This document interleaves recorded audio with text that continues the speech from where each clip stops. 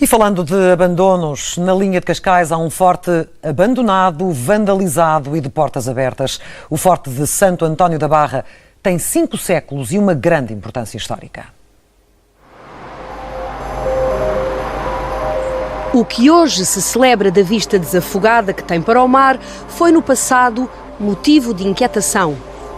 Depois da invasão do Duque de Alba em 1580, que entra um bocadinho a norte de Cascais e vem para aí fora e ocupa depois Cascais e segue depois para Lisboa, para a famosa Batalha de Alcântara, obviamente Filipe II percebeu que tinha esta costa bastante desguarnecida. Se eles tinham entrado bem, qualquer outro, sobretudo os ingleses que iriam ajudar o Prior de Crato, entrariam com certeza bem. Numa altura em que Portugal é governado por Filipe II de Espanha, fortificar a barra do Rio Tejo contra os ataques de ingleses e holandeses passa a ser uma das prioridades. Em 1591, o Forte de Santo António da Barra fica pronto.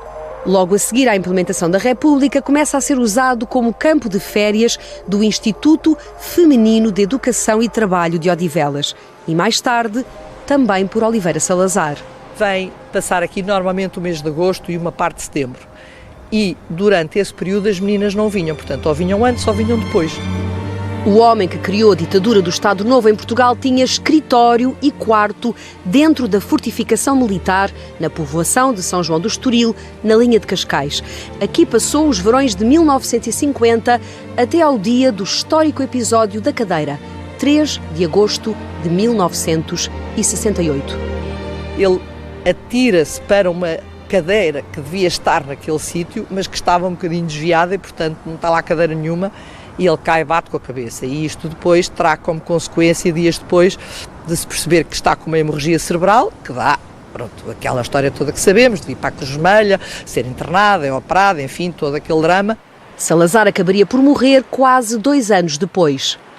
Vai aqui há uns 10 anos, talvez, e estava tudo impecável.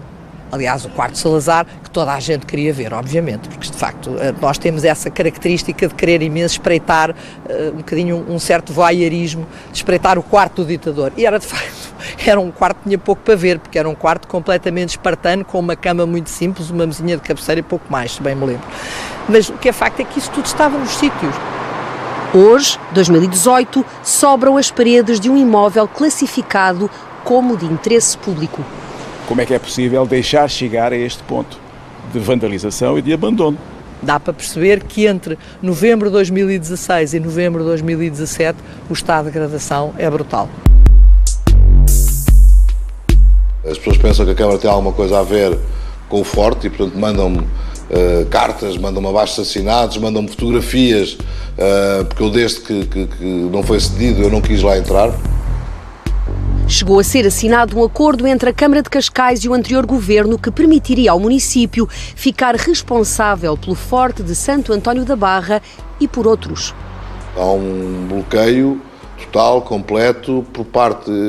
Aqui estamos a falar do governo, e obviamente que há aqui uma responsabilidade política, mas a grande questão é da própria estrutura do Estado. Para tentar obrigar o Estado a reabilitar o Forte, 4 associações ligadas à defesa do património subscreveram juntas uma providência cautelar que deu entrada no Tribunal Administrativo e Fiscal de Sintra, que, por sua vez, remeteu para o Tribunal competente em Lisboa. Pelo menos defender aquilo que existe, cautelar, e não deixar de agradar mais do que já está. A providência cautelar é contra os Ministérios da Defesa Nacional, das Finanças e da Cultura.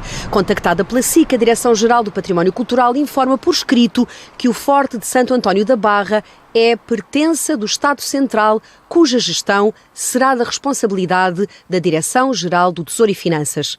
O Ministério das Finanças escolhe não se pronunciar em relação a esta questão. E o da Defesa explica que a manutenção do Forte cabe à Direção-Geral de Recursos de Defesa Nacional e garante que têm sido realizadas limpezas esporádicas. Diz que o imóvel está fechado e vedado. No entanto, admite que a demora no processo de alienação à Câmara de Cascais tem prolongado o período em que o imóvel se encontra desocupado e, por isso, mais exposto a fenómenos de degradação.